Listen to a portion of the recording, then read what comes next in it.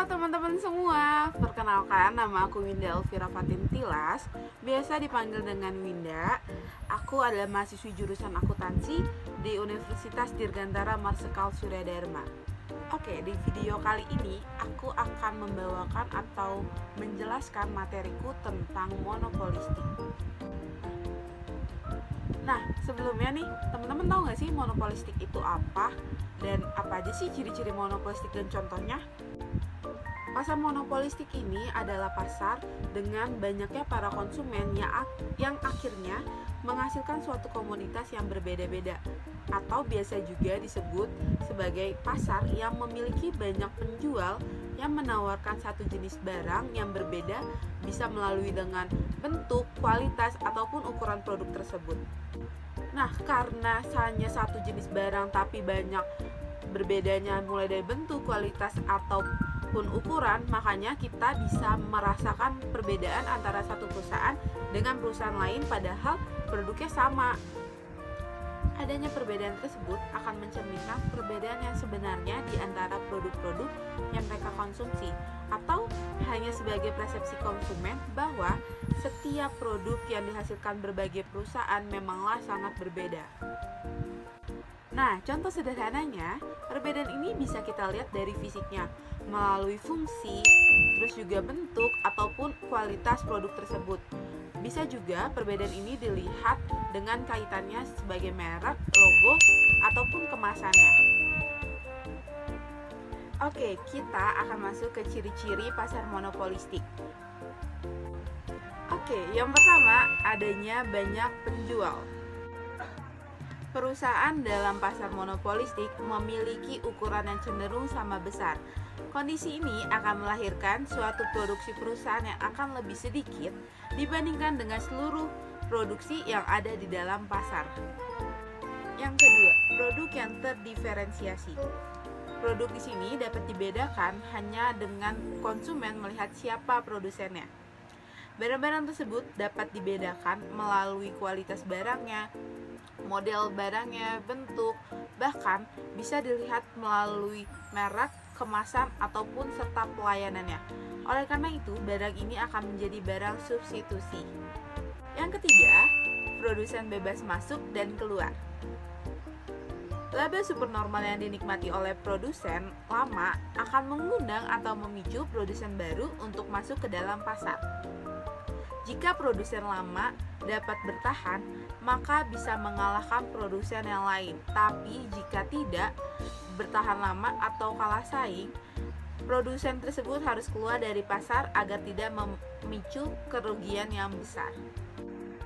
Yang keempat, perusahaan memiliki sifat dalam kekuasaan mempengaruhi harga. Pasar persaingan monopolistik bisa mempengaruhi harga walaupun relatif kecil. Hal ini terjadi karena produsen memproduksi barang yang sangat berbeda-beda. Maka pembeli atau konsumen akan cenderung lebih memilih barang dari perusahaan tersebut. Yang kelima, persaingan promosi jualan yang sangat aktif. Nah, di ciri yang kelima ini, harga tuh bukan jadi penentu di pasar dan perusahaan-perusahaan lain yang ada di dalam pasar persaingan monopolistik. Suatu perusahaan akan sangat mungkin untuk menjual barangnya dengan harga relatif mahal, tapi dia tidak bisa menarik daya minat konsumen untuk menjadi pelanggannya. Nah, sebaliknya, mungkin aja ada perusahaan yang menjualnya dengan harga murah, tapi dengan promosi dia yang aktif, maka dia akan bisa menarik konsumen untuk menjadi pelanggan dia. Kondisi ini disebabkan oleh sifat barang yang mereka produksi, yaitu barang yang bersifat berbeda-beda. Untuk mempengaruhi cita rasa pembeli, pebisnis atau perusahaan tidak bisa melakukan pengaruh tersebut melalui harga, tapi melalui peningkatan mutu dan kualitas juga desain barang tersebut. Nah, menyambung yang dari tadi promosi jualan yang aktif, maka konsumen memiliki kebebasan untuk memilih, tapi sudah banyak terpengaruh oleh promosi-promosi yang dikeluarkan oleh berbagai perusahaan. Oke, sekarang kita akan masuk ke contoh dari pasar monopolistik. Aku akan mengambil contoh dari perusahaan fast food. Bicara soal fast food, sejauh ini ada dua perusahaan yang sangat dominan di Indonesia, yaitu McDonald's atau biasa disebut dengan McD dan KFC. Gerai dua perusahaan multinasional itu bisa ditemui di hampir seluruh kota-kota besar di tanah air. Produknya pun hampir serupa, ayam goreng, kentang, burger, dan minuman soda. Meski di beberapa gerai kedua restoran cepat saji ini juga menyediakan menu lokal. Keduanya memiliki persamaan, yaitu memiliki produk utama yang sama, yaitu fried chicken atau ayam goreng yang diberi tepung bumbu khusus ala racikan para penciptanya. Yang kedua, memiliki fasilitas yang hampir sama, seperti tempat untuk makan, wifi yang disediakan untuk para pelanggannya. Yang ketiga, memiliki varian menu yang beragam, sehingga pengunjung tidak hanya disuguhkan menu ayam goreng saja. Yang keempat, selalu ada penambahan menu dan berbagai produk baru. Yang kelima, tersebar luas di mana-mana. McDonald's merupakan restoran cepat saji atau fast food terbesar di dunia yang diawali pada 1955 di California, Amerika Serikat. Dengan produk unggulan berupa burger bernama Big Mac, McDonald's hingga saat ini telah memiliki ribuan restoran yang tersebar di lebih dari 100 negara, salah satunya Indonesia. McD pertama kali masuk ke Indonesia pada tahun 1991 dengan membuka restoran pertamanya di Sarinah, Tamrin.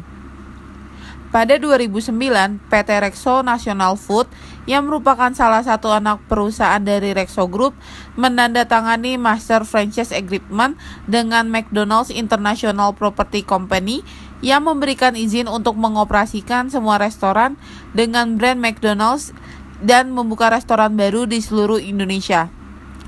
PT Rexo National Food telah membuka sekiranya lebih dari 200 gerai McD yang tersebar di berbagai kota di Indonesia, yang didukung dengan lebih dari 14.000 karyawan di seluruh Indonesia.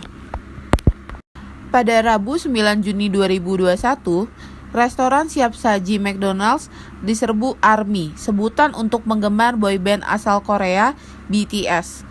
Hal itu menyusul diluncurkannya produk terbaru buah kolaborasi McD dengan BTS, yaitu BTS Meal yang tersedia secara terbatas.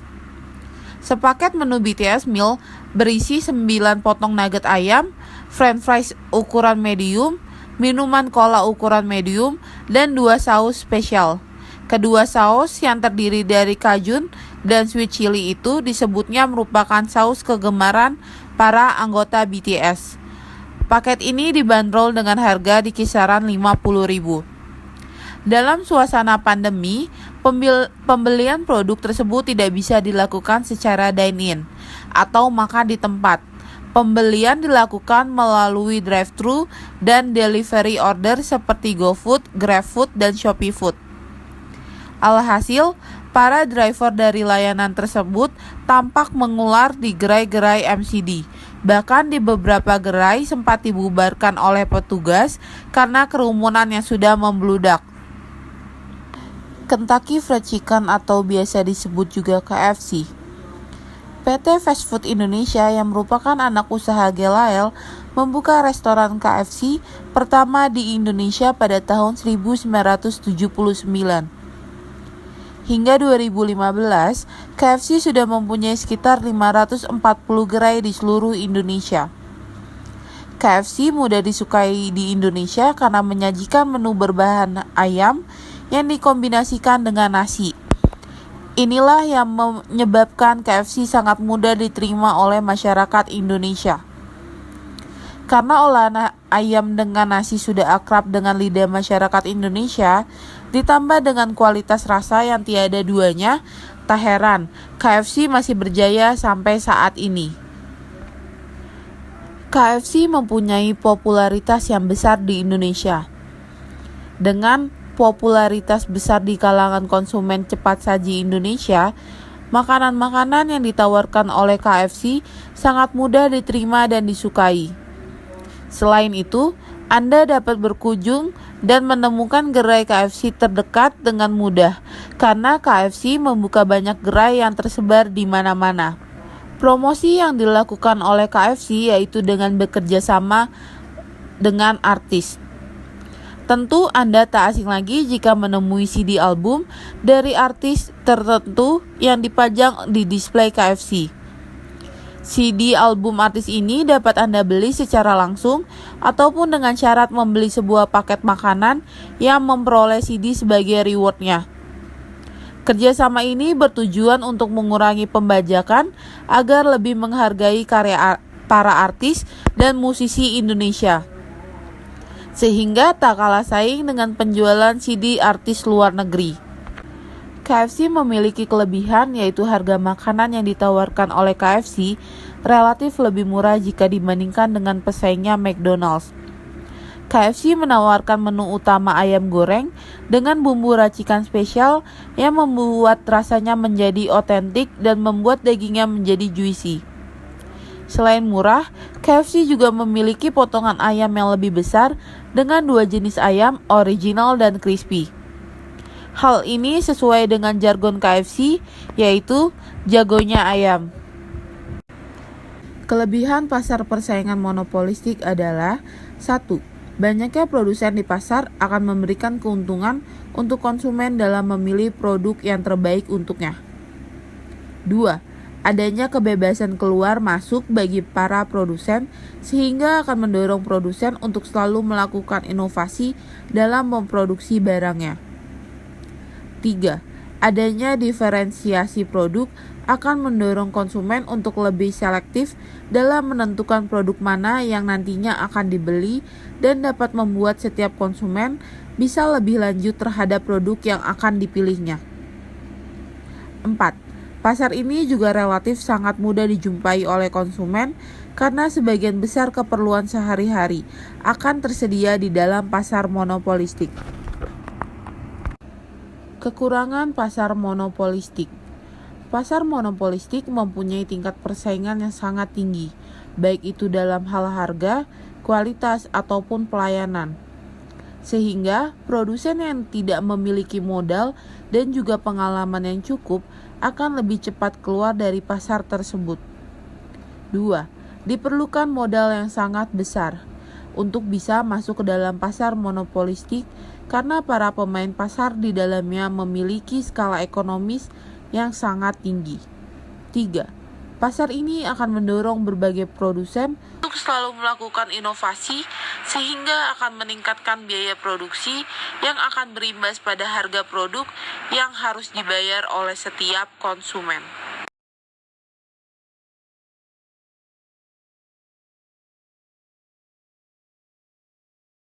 Pada tanggal 22 Juli 2021 kemarin, saya membuat voting di Instagram pribadi saya, yaitu Winda AFT, untuk mengetahui seberapa banyak orang yang suka tentang MCD dan juga KFC.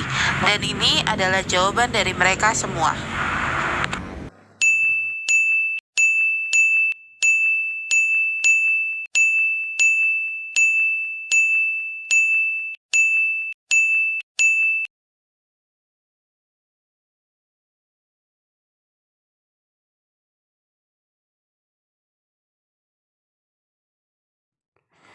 Setelah kita belajar tentang pengertian, ciri-ciri, dan aku juga udah kasih contoh tentang pasar monopolistik.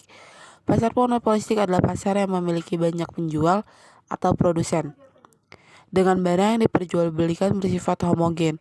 Meskipun homogen, mereka mempunyai merek dan keunggulan masing-masing yang berbeda.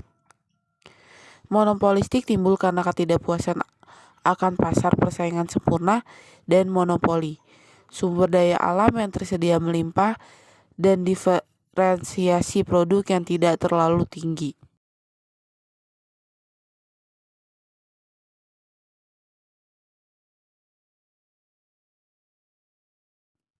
Sekian video penjelasan tentang pasar monopolistik. Semoga video ini bermanfaat bagi kalian semua. Terima kasih yang sudah menonton dari awal sampai akhir. Mohon maaf jika saya ada salah dalam penjelasannya. Wassalamualaikum warahmatullahi wabarakatuh. Terima kasih teman-teman semua.